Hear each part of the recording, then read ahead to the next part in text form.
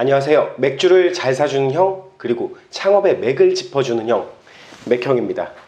오늘 시간은 제가 외식업을 하면서 별의별 사건 사고를 다 겪어봤는데, 이 중에 다양한 형태로 자영업을 하는 사람들을 속이려고 하는 아주 나쁜 사람들이 있어요. 저만 당한 사건이 아니라 많은 외식업을 종사하는 사람들을 대상으로 사기를 치는 사람들의 유형이 있는데, 10년 전부터 최근까지 어떤 형태로 이들이 사기를 치거나 사람들을 속이거나 하는지 오늘은 그 사례를 소개하려고 합니다. 아직 잘 모르시는 분들은 이 영상을 시청 후에 유사 범죄 피해를 미연에 방지할 수 있는 계기가 되었으면 좋겠습니다. 일단 과거의 사례부터 한번 말씀드리도록 할게요. 영상 끝까지 시청 부탁드립니다. 첫 번째 사건은 거의 외식업을 10년 전부터 했던 분들이라면 다 한 번씩은 겪어보셨을 거예요. 소방서 직원 사칭 소화기 판매. 거의 많은 분들이 이제 19년, 20년 전인 한 2000년도부터 이후 장사하셨던 분들이라면 한 번씩 겪어보셨을 건데요. 소방방재라는 조끼를 입고 서류 철을 들고 와서 소화기를 매장에 비치되어 있는 것들을 보면서 유통기한이 지났다는 둥, 그리고 개수가 부족하다는 둥, 이런 식으로 이제 해가지고 소화기를 팔아먹는 경우죠. 그나마 이 경우는 비싸게 소화기를 팔아먹는 경우이기 때문에 당해도 그렇게 억울하지 않습니다. 두 번째, 음식물 쓰레기 비용 청구. 과거의 음식물 위탁업체에서는 돈을 직접 받아갔었거든요. 매장에 와서. 현재는 이제 구청에서 지정한 위탁업체에서 스티커를 돈을 주고 사는 시스템이에요. 위탁업체라고 말하고 늦은 시간에 허름한 옷을 입고 음식물 수거 비용을 달라고 하는 사람들이 많았었어요. 처음에는 저도 음식물 수거하는 사람인 줄 알고 돈을 줬는데, 비슷한 사람들이 비슷한 형태로 이렇게 돈을 받아가려고 찾아와요. 아, 이게 하나의 또 수법이구나. 그렇게 해가지고 돈을 이제 뜯기는 경우인데,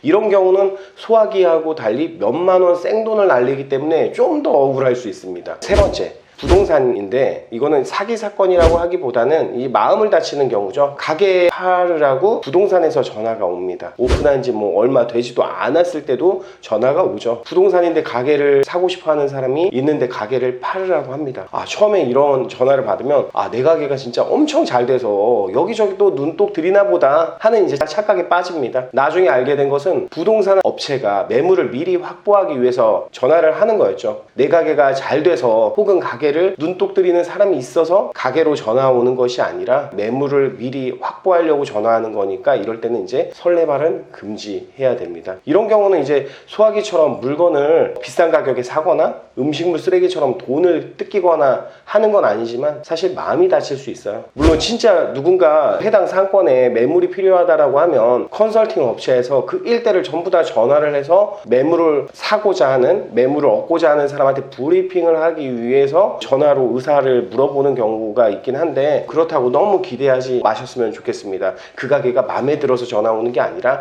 그냥 브리핑 용도로 활용은 된다는 거, 이 점 아시면 될 것 같아요. 그리고 네 번째, 이제 최근에 많은 전화가 오고 있어요. 성교육 프로그램 비용. 요즘에 이런 전화 받는 사람들이 많을 거예요. 성교육을 회사에서 이제 받아야 된다, 프로그램 사용료를 결제하라는 전화죠. 그렇지 않으면 벌금이 부과되고 의무화되었다라고 이제 이야기도 하는데, 이렇게 해서 이제 그런가 보다 하고 결제하면은 이제 돈을 또 뜯기는 경우죠. 그리고 오늘 마지막 다섯 번째는 제가 실제 겪었던 얘기인데, 최근에 모델 분이 TV 방송 공중파에 나오셔서 이 사례를 과거의 흑역사라고 소개를 했었어요. 저와 똑같은 사람한테 당했더라고요. 이 사건을 좀 이야기를 하려고 해요. 실제 이제 제가 2010년 2월 18일 목요일이었어요. 실제 내용입니다. 저녁 8시 35분, 가장 바쁜 시간이죠. 그때 당시에 이제 두 곳의 매장을 운영하고 있어서 양쪽에 이제 CCTV를 켜놓고 바쁜 곳에 막 이렇게 왔다 갔다 백업을 할 수 있도록 하는 게 나름대로 이제 저희 시스템이었는데, 제가 2호점 매장에 있었고 와이프는 1호점 매장에 있었죠. 그 사이에 거리는 도보로 한 7분 정도 되는 거리에 있었어요. 1호점에는 이제 홀에 알바가 3명 있었고 와이프가 같이 일하고 있었습니다. 테이블은 그 시간에 룸이 저희가 하나가 있었는데 룸 빼고 모두가 만석이 된 상황이었어요. 바쁜 상황이죠. 키가 한 1m 75 정도, 그리고 30대 후반, 지금은 이분은 40대 후반 50대 초반이 됐을 수도 있겠네요. 긴 코트를 입고 2대8 가르마를 딱 타고 얼굴은 길고 마른 체형이에요. 누가 봐도 딱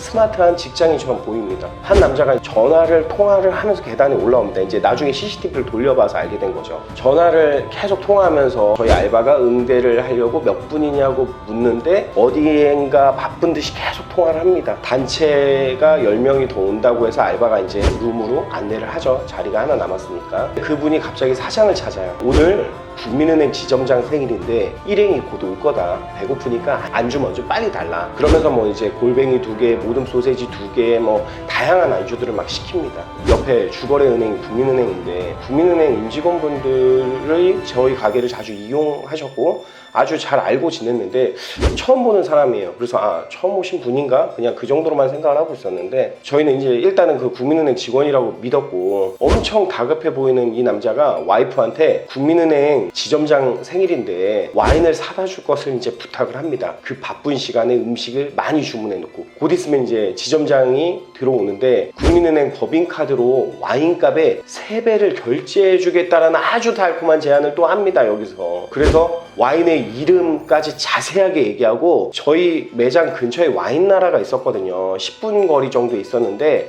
위치까지 자세히 메모지에 적어서 약도까지 적어서 알려줍니다. 여기서 와인나라에서 와인을 사다 달라. 와인을 사다 주면은 3배까지 가격을 쳐주겠다. 그래서 가격이 17만 원짜리라고 말하면서 3병을 사다 달라고 처음에 말을 합니다. 근데 와이프는 지금 나도 그만큼 살 돈이 없다 이렇게 말하자 그럼 일단 카드로 현금 서비스를 받아서 사다 달라고 합니다. 현금 영수증 처리를 해야 하니까 카드로 긁기보다 꼭 현금으로 사야 된다라고 말을 해요. 시종일관 지점장이 오시기 전에 빨리 준비해야 된다고 막 빨리빨리를 강조해요. 이 사기꾼의 유형이 있는 것 같아요. 빨리빨리. 그래서 바쁜 매장의 상황에서 정신을 쏙 빼놓습니다. 결국 이제 그 사기꾼이 또 하나의 제안을 하는 거죠. 사장님이 바쁘니까 알바한테 카드를 줘라. 같이 가서 와인을 사오겠다. 와이프가 알바한테 신용카드를 건네주죠. 그놈도 당당히 그 옆에 있어요. CCTV를 이제 보니까. 여기서 이제 끝이 아닙니다. 카드가 이제 알바 손에 있었지만 비밀번호를 알아야지 알바가 현금 서비스를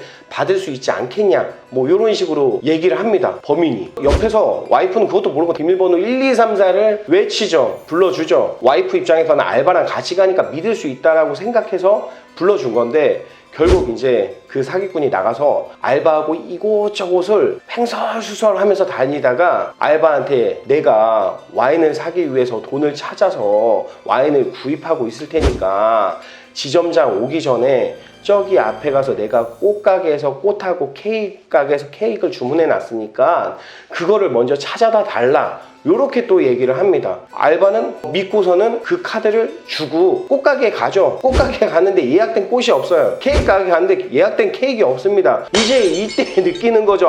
이거는 사기다. 그래서 그놈을 찾으러 다니죠. 찾을 수가 없어요. 근데 이제 갑자기 현금이 인출된 게 제 문자로 딱 와요. 그나마 다행인 거는 현금 서비스 한도가 저희는 70만 원밖에 안 됐어요. 여기서 한도가 진짜 크게 되는 매장들은 수백만 원에서 수천만 원까지 다양한 피해 사례가 발생을 하죠. 그때 당시에 진짜 많은 사람들이 거의 다 당했어요. 진짜 아는 주변의 분들이 같은 사람한테 당하기도 하고 이렇게 TV에서 나온 유명한 사람도 이런 사례를 소개할 정도로 그 사람이 되게 똑똑했던 것 같아요. 결국에는 경찰에서 범인을 잡았다고 연락을 저희도 받았지만 범인이 돈을 다 쓰고 워낙 집이 가진 게 하나도 없는 집이었어요. 보상 하나도 못 받고 결국에는 이때 몸과 마음이 다 다쳐버린. 최근에는 범죄가 자꾸 진화되잖아요. 자영업과 외식업 하는 사람들을 상대로 보이스피싱을 하는 경우들도 되게 많아졌거든요. 타칭해가지고 전화해가지고 돈을 뜯어가는 사례들이 이렇게 많이 소개가 되고 있는데 어쨌든 내가 조심하지 않으면은 언제든지 당할 수 있다. 그래서 항상 자영업을 하시면서 손님한테 경계하라는 건 아니지만 자영업을 하면서 조심해서 나쁠 건 없잖아요. 그래서 이런 영상을 참고로 한 번 더 호흡할 수 있는 마음과 자세 가지면 좋을 것 같아서 오늘 맥형이 이런 사기 사건에 대한 사례를 좀 한번 모아봤습니다. 어떠셨나요? 오늘 영상 맥형이 이렇게 좀 유니폼까지 입고 나왔는데 맥위원을 오픈했습니다. 앞으로 이렇게 창업시장에 맥이 팍 뚫릴 정도로 동맥경화 걸리는 것들을 미연에 방지하기 위해서 맥형이 많이 도움 드릴 테니까 믿고 구독과 좋아요 항상 알람 설정까지 잊지 않으셨으면 좋겠습니다. 지금까지 맥주 잘 사주고 창업에 맥을 짚어주는 형 맥형이었습니다. 안녕.